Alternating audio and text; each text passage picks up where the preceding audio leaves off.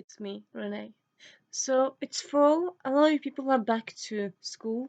Some people are back to work. Well, I've worked all year, but like some people had summer off. I didn't. Some people did. And so, but with that entails going back to everyday life and going back to normal job and work and normal life and just going back to it all. And sometimes it can be fun to go back to see people who you see at school, see people you see at work, etc., etc. But sometimes, like the fall, it can, like at least here, it's raining a lot today. And sometimes it's nice, and sometimes like yesterday was sunny, and now it's rainy, and I just want some sun. Or maybe it could just be lots of rain and no sun for a long time. I suppose that depends very much where you are, but like at least here the fall can get pretty dark sometimes. And then it can be nice to have some books to read that comfort you, that makes you feel all warm and cuddly, and you just kind of feel like you're being hugged by a book. It's a book that's good.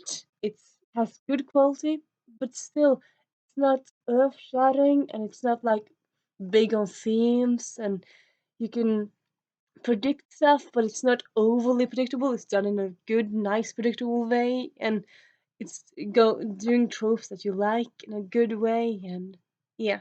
So I decided today I'm gonna recommend you some comfortable, fun, nice, warm reads to warm you up in the cold fall months.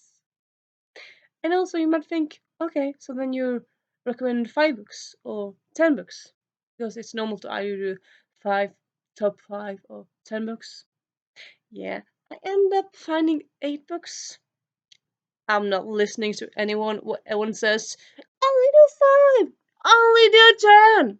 I don't care. I found some books that I thought fitted, I thought would comfort me, and I think they might comfort you as well. So I'm adding them all in this video. So the first book I'm going to talk about is the Shambling Guide to New York City.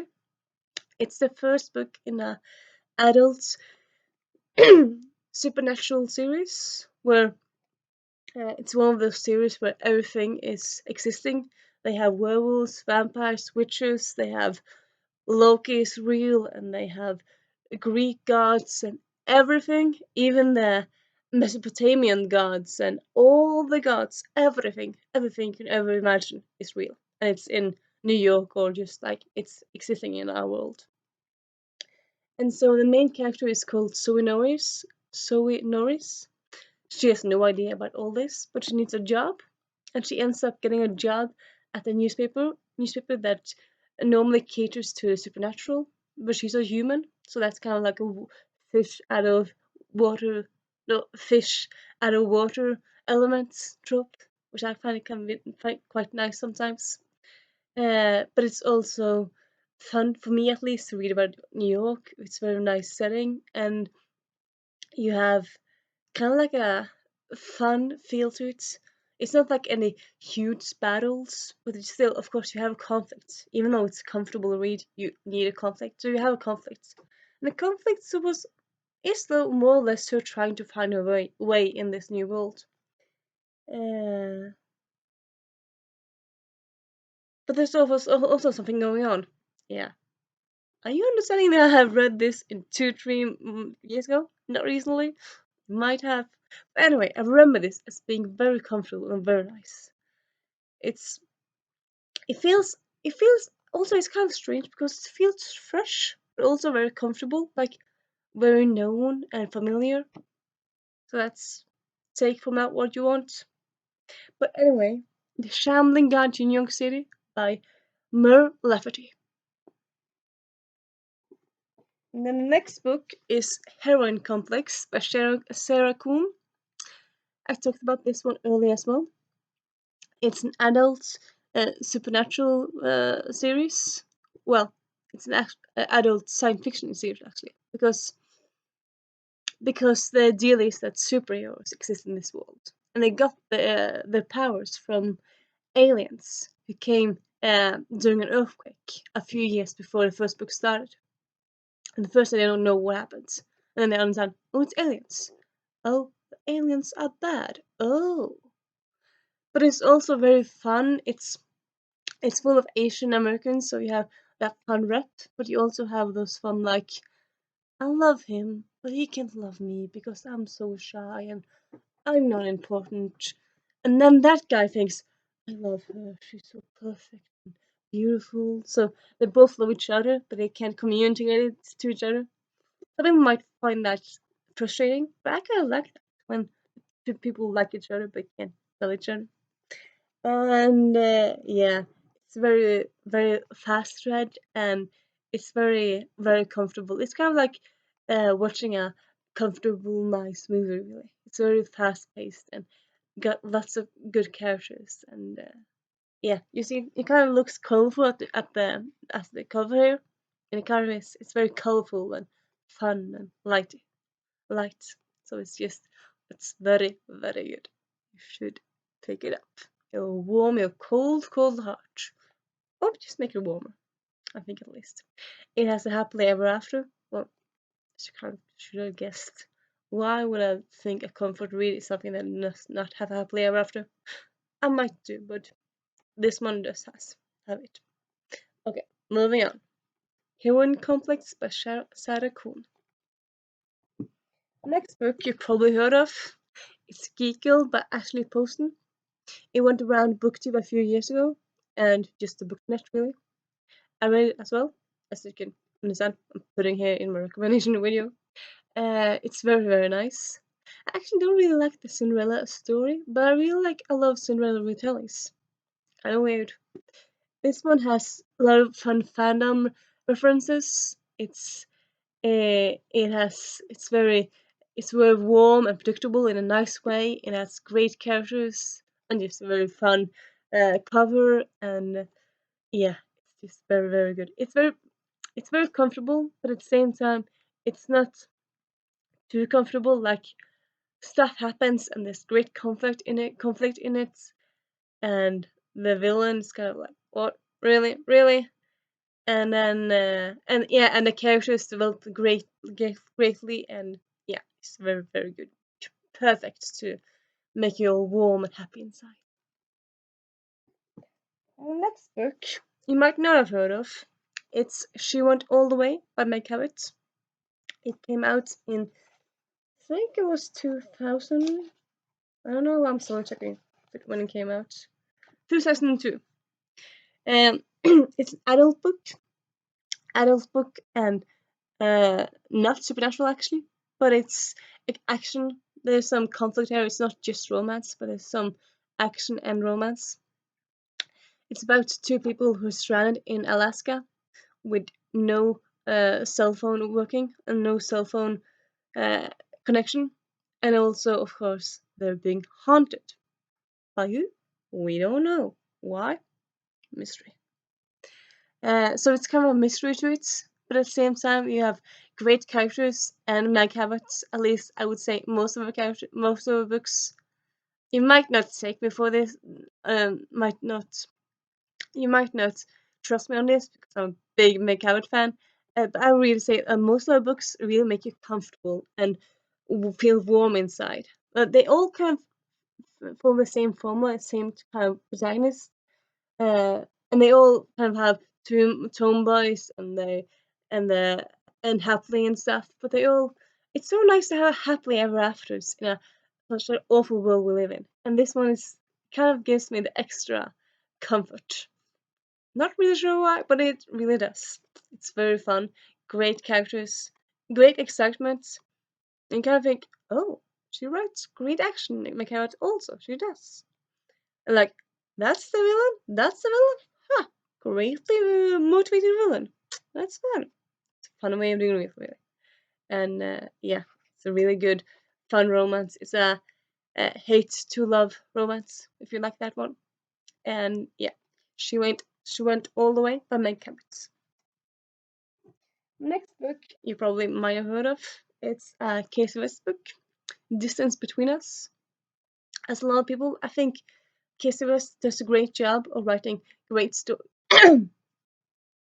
great stories while being making them predictable and nice and comfortable, and you're just like, oh, everything's right in the world, and you feel like Kisses West is giving you a blanket and taking it around you and just swallowing you up in sweetness and adorableness, and yeah, well, all these books really, they just kind of cuddle you up in a great warm blanket and say everything's gonna be fine, it's gonna be all right. This one is about kind of like a, suppose you can say a Cinderella retelling as well, because it's about a love story between a poor girl and a rich boy. They come from different sides of town, but they have a very great romance together. And well, you probably heard of it. Anyway, I'm gonna link it in the doobly-doo. The Distance Between Us by Casey West. And then you have On the Fence by Casey West. It's another one of her great books. It's really warm and nice and has great romance. It's very short as well, so you can fly through it in no time. And yeah, Casey West is a real winner of this one. And then you have Someday, Someday Maybe by Lauren Graham. Uh, some of you might think, Lauren Graham, do I know that name for someone? Yeah, she's the actress behind Lola Gilmore on Gilmore Girls, and she actually wrote this book during her last season of Parenthood. So I think, oh, she's an author as well. Yeah, she is. She wrote this book and one autobiography, really. So that's kind of fun. This book, it's very comfortable and nice. It's not highly predictable, but somewhat predictable. But it's also, you have some, and you don't like have a big villain, but you have like the society is a villain. So you don't have like a big, huge conflict. It's kind of nice. And it's set in New York, and it's about a young woman who's trying to make it as an actor in New York. And it's just fun, all the characters she meets, and it has a great romance, and it's just very, very comfortable, nice. It's very, very nice. I just become warm just thinking about it. So good. And then you have, last but not least, The Fine Art of Truth and Dare by Melissa Jensen. It actually came out, I think, more or less 10 years ago. She gave out 2 books, and then she gave out no more. And both of the books are really good. She might have given out books under a different pen name, but I don't know. I just know of these 2. So if you know anything else, please tell me. Anyway, this is a contemporary young adult romance. It's about uh, a girl who loves art and studies it in school. Loves old art and stuff, and she's poor. But her love interest is one of the rich guys. Uh, and then it's kind of a game of art and truth and dare, really. So that's fun, and it's set somewhat in the art environment setting. So that's fun, and yeah, it's very comfortable, very nice. It's just great, warm, comforting read. Very comfortable, fun. Check it out. So yeah, I hope you. Yeah, I'm gonna do one more. Forgot one book. Sorry. Fan art. It was getting a bit long. Well, as is most of my videos. Fan art by Sarah Trevigai. It's actually a male romance, so that's very fun, and it's very comfortable and fun. Some people read it and gave it bad reviews because of some aspects of the book, but I didn't really care about those small aspects that much, and I really enjoy this. It has some more conflict than some of the other books, but it's still very comfortable and fun, and it has great characters, and there's both lesbians and gay people, and it's diversity, and it's just fun and comfortable, real good. You should check it out. It's a good read. It's a really nice read. And just a little warning: you might think because of the name that fan art and fandom has a big space in this book. It doesn't. So that's just so you know that going in. But it's still a very good read. It's a very good read. So yeah, I hope you like those recommendations. Recommend if maybe you have some comfort read recommendations. Give me them in a doobly doo. And see you later. Renee out.